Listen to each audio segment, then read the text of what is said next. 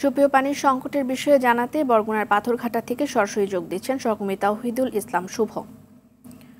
আমরা কিছুক্ষণ আগেই দেখছিলাম তীব্র পানির সংকট, সেই সাথে লবণাক্ততা। কি পরিস্থিতি সেখানে তৈরি হয়েছে, কি কি ধরনের সমস্যার সম্মুখীন হচ্ছেন এলাকাবাসী, সেই সাথে সমাধানের কোনো উদ্যোগ কি এখন পর্যন্ত নেওয়া হয়েছে কিনা?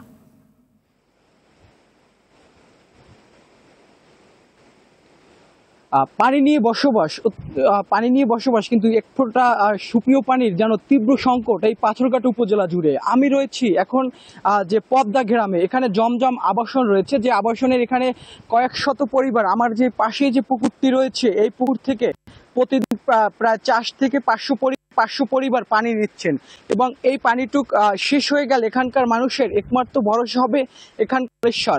এবং অন্যদিকে বড় কোনো জলাশয় না থাকার কারণে তারা কি আমরা দেখেছি যে বিষখালী এবং বলেশ্বর নদীর পানিকে তারা ফিটকুরি দিয়ে পান করছেন। এতে বড় ধরনের রোগে কিন্তু তারা আক্রান্ত হচ্ছেন, এবং পাশাপাশি কিন্তু যে বড় ধরনের কিন্তু সরকারিভাবে বড় প্রজেক্টের মাধ্যমে যদি এখানকার মানুষদের জন্য প্রতিটি তারা জানিয়েছেন যে ফিল্টারের ব্যবস্থা করে দেওয়া হলে কিন্তু সুপেয় পানি তীব্র সংকট থেকে তারা কিছুটা হলেও যে সুপেয় পানি পাবেন। কিন্তু এখানকার যে জমজম আবাসন থেকে শুরু করে এখানে প্রায় 1.5 কিলোমিটার যাবত একটি বেড়িবাঁধ রয়েছে। যখনই ঘূর্ণিঝড় বা বড় নিম্নচাপ হয় তখনই কিন্তু এই উপকূলীয় অঞ্চলের দিকে লবণাক্ত পানি প্রবেশ করে। এই পানি কিন্তু তাদের খেতে হচ্ছে, এবং আমার পাশে যে পুকুরটি রয়েছে এই পুকুরটির পানি লবণাক্ত হলেও কিন্তু এখানকার মানুষ বাধ্য হয়ে কিন্তু এখানকার পানি নিচ্ছেন। এবং বিষখালী বলেশ্বর থেকে আমরা দেখেছি প্রতিনিয়ত কিন্তু কয়েক শত পরিবার কিন্তু পানি নিচ্ছেন, এবং যে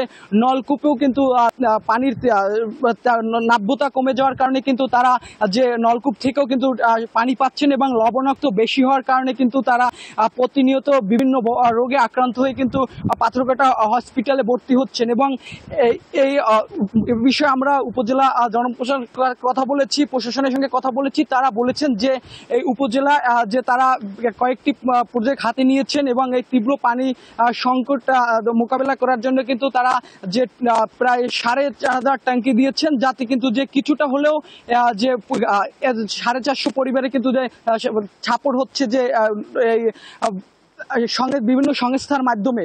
এবং এই ছিল আমার কাছে বরগুনা পাথরঘাটা থেকে সর্বশেষ।